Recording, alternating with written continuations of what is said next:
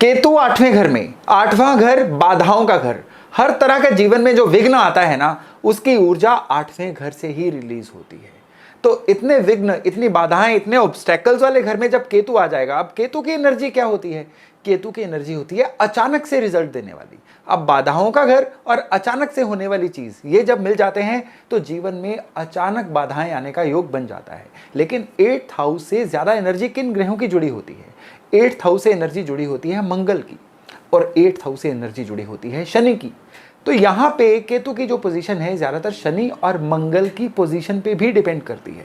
लेकिन नॉर्मली 100 में से 80 केसेस में देखा गया है कि आठवें घर के केतु जो हैं कोई बहुत उत्साहजनक या बहुत अच्छे रिजल्ट नहीं देते हैं। यहाँ पे केतु का इलाज करना जरूरी हो ही जाता है, नहीं तो जीवन में अचानक आने वाली बाधाएं जो हैं ये काफी ज्यादा हो जाती हैं। तो आज के वीडियो में हम ये चर्चा करेंगे कि आठवें घर के केतु के पैटर्न को कैसे पहचानें, ये दिक्कतें कौन सी देते हैं, इनको कैसे जाने, और अगर वो दिक्कतें आ रही हैं तो उनका इलाज क्या किया जाए। नमस्कार, मेरा नाम है योगेश शर्मा। स्वागत है आपका happy life with Yogesh Sharma में। और आगे बढ़ने से पहले एक विनम्र निवेदन कि आपका अपना चैनल है, अगर अपना चैनल है तो इसको सब्सक्राइब जरूर करिए और बेल बटन दबाना ना भूलिएगा। तो केतु के आठवें घर में होने पे सबसे ज्यादा जो दिक्कत आती है ना, वो आती है इंसान के काम बड़े रुक रुक के होते हैं, उसके काम में अड़चने बहुत आती हैं, उसका हंस के कोई काम होता ही नहीं है, विघ्न पे विघ्न, बाधाओं पे बाधाएं ये आती चली जाती हैं। अच्छा, यहाँ पे एक और बात है, यहाँ पे केतु इंसान को ना सेंसेस बहुत बड़ी गाली देता है। उस इंसान को पहले ही आइडिया हो जाता है कि यहाँ पे ये काम बनेगा या यहाँ पे ये काम नहीं बनेगा। ये केतु ज्यादातर इंसान की आमदनी में रोड़े अटकाता है। उसके जो भी काम उसकी आमदनी से रिलेटेड होते हैं, उसके कारोबार, उसकी सेटलमेंट से रिलेटेड होते हैं ना, उन कामों में अड़चने ज्यादा आती हैं।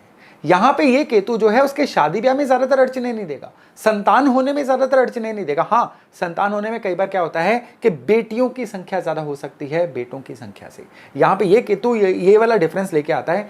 लेकिन केतु ज्यादातर दिक्कतें वो देगा जिसमें उसके करियर को सेटल होना हो या उसका जो बैंक बैलेंस है उसको सेटल होना हो।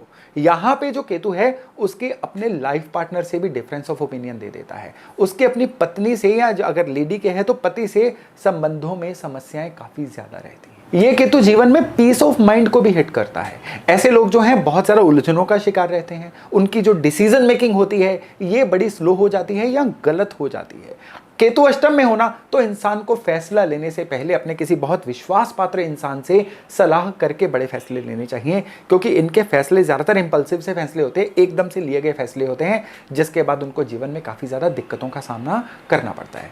यही केतु पति पत्नी के संबंधों में दिखते हैं, और यही केतु जो है कई बार माता की हेल्थ में भी प्रॉब्लम्स का कारण बनते हैं।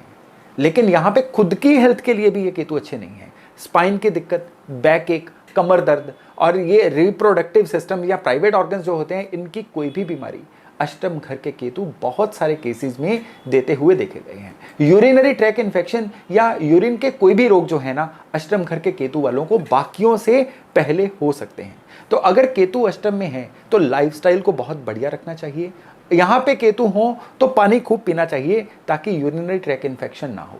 यहाँ पे केतु हो तो इंसान को कोई भी ऐसा काम नहीं करना चाहिए जिससे उसकी बैक एक या बैक पे किसी तरह का कोई स्ट्रेन आ जाए, क्योंकि अगर केतु अष्टम वालों को कोई बैक एक हो गई ना, तो अब उनको जीवन में रिकवर करना थोड़ा सा मुश्किल हो जाता है। लेकिन यहाँ पे ये केतु कई मायनों में बड़े अच्छे रिजल्ट भी दे देते हैं। कैसे अच्छे रिजल्ट देते हैं कि अगर ये लोग ओकल्ट फील्ड में आ जाएं, यानी एस्ट्रोलॉजी हो जाए, पामिस्ट्री हो जाए, ये रेकी या ऐसे किसी भी विद्या में आ जाएं, तो ये लोग बड़ी ग्रोथ लेते हैं। इनकी जो इंट्यूशन पावर है ना, जैसा मैंने अभी आपको बताया था कि होने वाली घटनाओं का इनको पहले ज्ञान हो जाता है, ये चीजें इनकी लाइफ में बड़े अच्छे से पॉपअप होती हैं।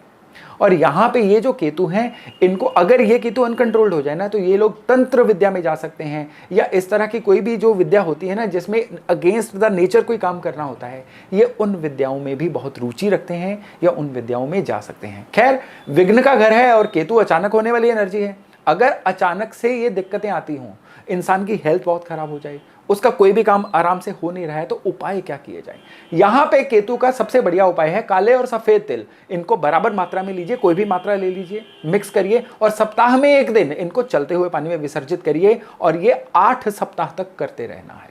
इसके अलावा काला और सफेद एक कंबल लीजिए, चाहे उसका इतना सा टुकड़ा ले लीजिए, उसको आपने क्या करना है, उसमें काले सफ़ेद तिल डाल के उसकी पोटली बनाइए और किसी भी शनिवार वाले दिन उसको किसी उजाड़ बियाबान जगह में गड्ढा खोद के दबा दीजिए। 8वें घर के केतु का ये उपाय तब करना है जब इंसान कोशिशें करके हार चुका हो लेकिन उसके काम न बन रहे हों। अष्टम घर के केतु वालों के लिए मंदिर में केले चढ़ाना ये बहुत शुभ माना गया है। सप्ताह में कोई एक दिन रख लीजिए और उस दिन मंदिर में पीले केले चढ़ा के, ये ध्यान रखिएगा यहाँ पे हरे केले नहीं चढ़ाने हैं। और उसके अलावा दोनों कानों में सोने की बालियां पहनना, ये भी इस केतु का एक बहुत अच्छा उपाय है। ये उपाय तब बहुत अच्छे काम करता है जब इंसान की कमर दर्द हो, उसके माइग्रेन की पेन हो, उसके पैरों में पिंडलियों में दर्द हो या उसको किसी तरह से डिस्क की प्रॉब्लम हो, तब ये उपाय जो है एक चमत्कार का काम करता है। ये उपाय करने के बाद दवाई भी लगनी शुरू हो जाती है और इंसान जो है जल्दी रिकवर भी करना शुरू हो जाता है। अष्टम घर में केतु हो और घर में अगर कुत्ता पाल लिया जाए तो ये इस केतु के जहर से आपकी बहुत ज्यादा रक्षा करेगा। आपको अष्टम घर के केतु की जो मैंने निशानियां बताई हैं वो दिक्कतें आ रही हैं तो कोशिश करिएगा कि अगर आप अपने घर में एक काला कुत्ता पाल लें तो। और कई बार ये देखा गया है कि केतु बहुत ज्यादा प्रबल होता है और उसकी वजह से कुत्ते मरने शुरू हो जाते हैं। कुत्ता मर जाए तो नया कुत्ता लेके आइए, क्योंकि ये कुत्ता ही है जो इस केतु के बुरेपन से आपकी रक्षा करेगा। लेकिन यहाँ पे ध्यान रखना है कि इस कुत्ते को छत पे कभी नहीं बांधना है, इसको ग्राउंड फ्लोर पे ही रखिए। हाँ, आप फ्लैट में रहते हैं तो फिर बात और है, लेकिन अगर आप इसको ग्राउंड फ्लोर पे रख सकते हैं तो केवल ग्राउंड फ्लोर पे ही रखिएगा, तभी ये कुत्ता जो है केतु के जहर से आपकी पूरी रक्षा कर पाएगा। तो दोस्तों, ये था केतु के 8वें घर का वर्णन कि क्या इसकी निशानियां हैं और किस तरह से हम इससे अपनी रक्षा कर सकते हैं। तो चलिए, फ्राइडे मिलते हैं शुक्रवार रात 8 बजे एक नए टॉपिक, एक नए विषय के साथ। अपना खूब ध्यान रखिएगा। नमस्कार।